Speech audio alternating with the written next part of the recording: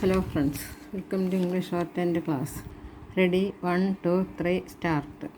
Functional autonomy. The RBI report has been right in highlighting that functional autonomy of city governments must be allowed. But this should happen with 3 F's.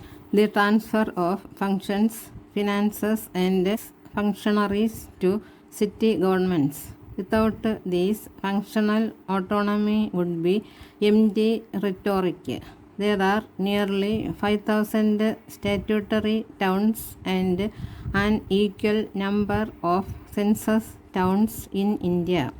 Nearly 35% of the population lives in urban centers, and nearly two-thirds of the country's GDP stems from cities, and almost 90% of government revenue flows from urban centers. Before value added tax and other centralized taxation systems, one of the major earnings of cities used to be from octroi. In fact, Pimpri, Chinchod and Pune are examples of two very high revenue earning municipalities depend on octroi, as both cities have strong basis of industrial production.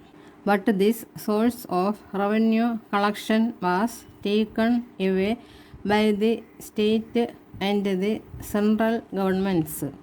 Instead, finance commissions recommended grants to urban local bodies based on a formula of demographic profile. Previously, while almost 55% of the total revenue expenditure of urban centers was met by octroi, now the grant covers only 15% of expenditure.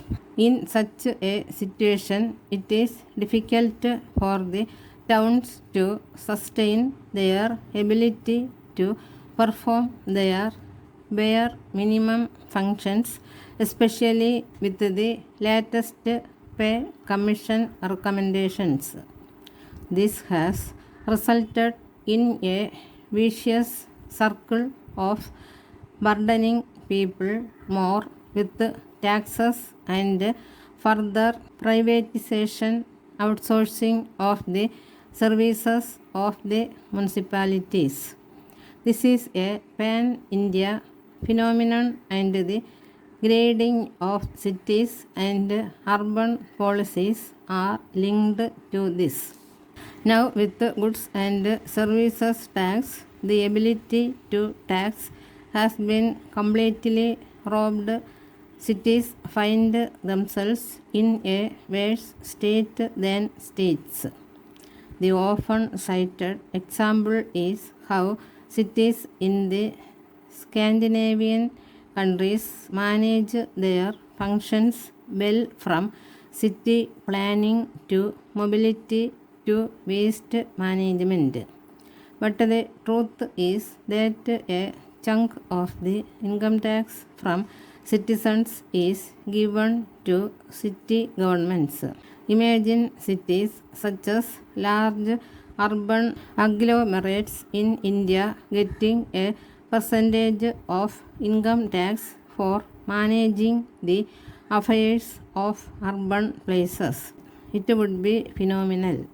A committee formed under the United Progressive Alliance under the Ministry of Housing and Urban Development to review the 74th Constitutional Amendment recommended that 10% of income tax collected from the cities was to be given back to them as a direct revenue grant from the central government.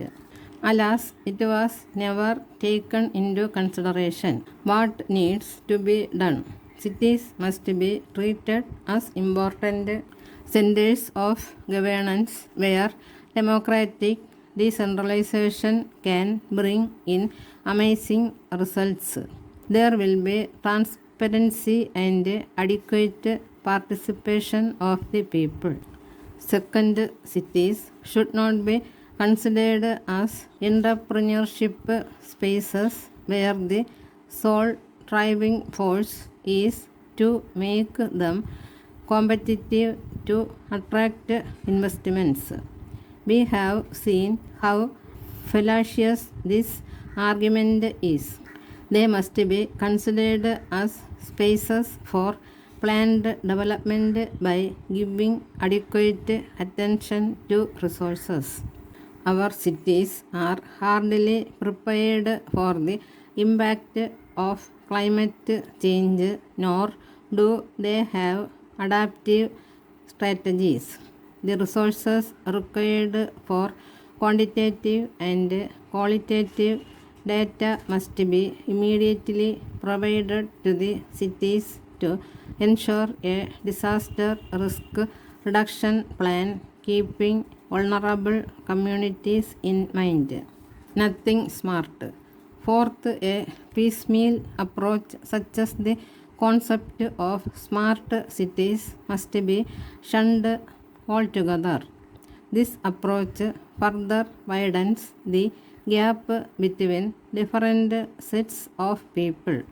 Rather, the grants from the center must be enhanced and cities asked to draw up their plans themselves based on priority seeking from city residents. Cities are people, as they say, and people must be a part of the decision making process. Fifth, leadership in the cities must be elected for a term of 5 years. In some cities, the term of the mayor is for a year. Likewise, the third, functionaries must be transferred to the cities with a permanent cadre.